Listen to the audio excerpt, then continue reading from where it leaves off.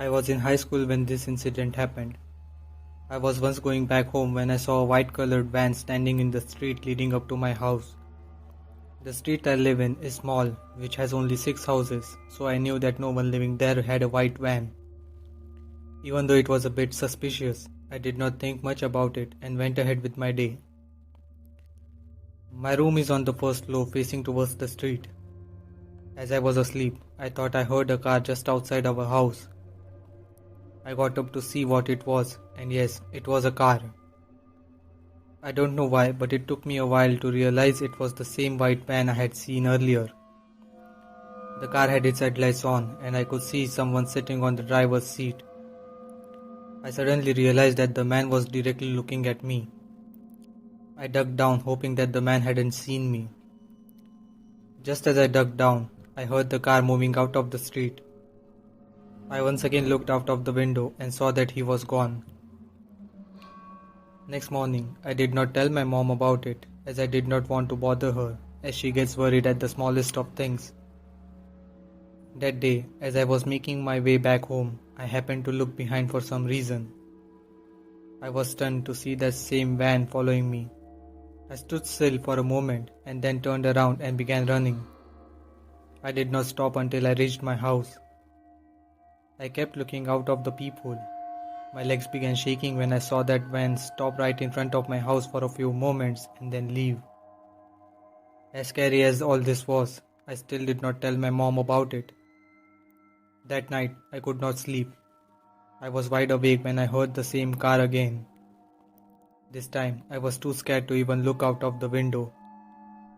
I turned myself away from the window, hoping that the man would go away. After a few moments, everything went completely silent. I thought maybe he had left. I turned around, and as soon as my eyes fell on the window, I screamed at the top of my voice. That man was standing right at my window. He ran away as my mom entered the room. I pointed my finger towards the window. My mom saw the van and she right away called the police. The cops arrived within minutes. Unfortunately, I did not see the car's number plate or any other identification marks. The cops said there was nothing they could do other than keep an eye out on any suspicious looking white van in the area. It's been a long while since this incident happened, and I neither heard back from the police nor saw that van again. We have also moved out of the house, but I still get paranoid whenever I see any other van around me.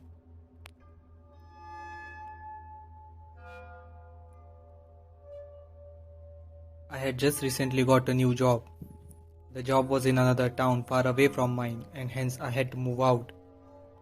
Fortunately, I had one of my friend Paul living in the same town at the time. He was living alone at the time, so he was more than willing to welcome me as his roommate. I reached his house on time, and I had to admit it was a really great house. That night after dinner, we sat down to have a few beers as we were meeting after a long time. He told me everything about his college, his job, and also how he got his house. It was a vacant house for quite some time. It was unclear why it was vacant, but he was more than happy to live there as the rent he was paying was less than what was typical to the area. That night, I went to my room, which was upstairs. I had a few days to go before I joined at my new office, so I was up until late. I was about to lay back on my bed when I heard my doorknob jiggling. I got up and saw my doorknob moving up and down as if Paul was trying to open it.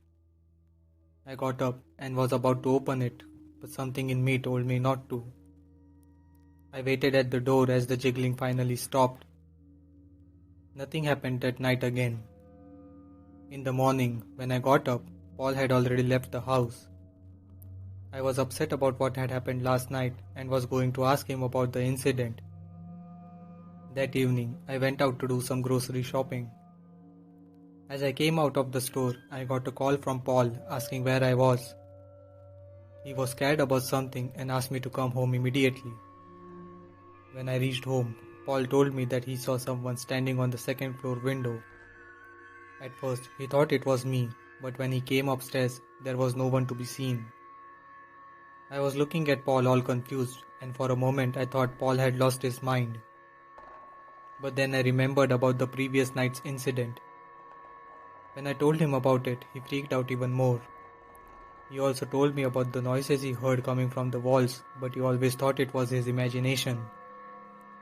That night, I suggested that we both sleep in my room and see if anything happens. And oh boy, it did. Just as we thought it would be a normal night, the doorknob began jiggling again. Paul saw it too, and he was about to open the door, but I stopped him. We did not know who it was, and it was possible that the person might have a weapon with him. A few minutes after the doorknob was silent, we opened the door. We checked everywhere, but again found no one. I was passing through the attic door when I saw that it was open. I asked Paul if he opened it, and he said no. We knew we had to check the attic. I went up first, with Paul following behind me. The attic was empty, but there were a few boxes at one corner which were stacked on top of one another as if to hide something. We moved those boxes a little, and suddenly a man leapt at us from behind the boxes. I nearly had a heart attack as it was so sudden that I was not prepared. The man ran out of the attic. We got up quickly and followed behind him, but it was too late. He had already ran out of the house. We checked the attic again, and this time it was empty. Paul admitted that he had not checked the attic properly when he leased the house. It was possible that the man was homeless and began living in the house when it was vacant. We could not call the police, as technically nothing was stolen and we did not see the man's face properly. We continued living in the same house for a few more years, and nothing like this ever happened again.